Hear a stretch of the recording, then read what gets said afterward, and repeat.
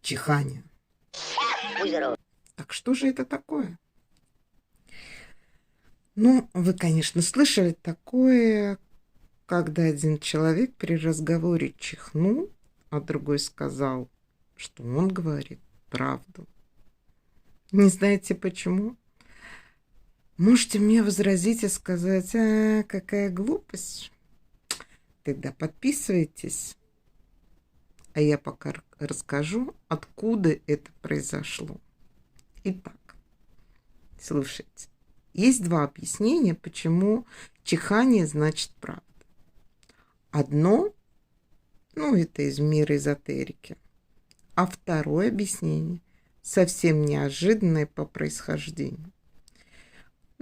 По одному из них, когда мы говорим правду, то это очень не нравится духам, которые сидят внутри нас. И они стремятся покинуть наше тело через чихание.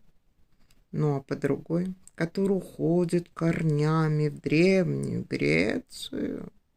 Чихание – это, ты не поверишь, проявление божественного дыхания. Значит, сказанные слова особенно важны и даже могут быть пророческими.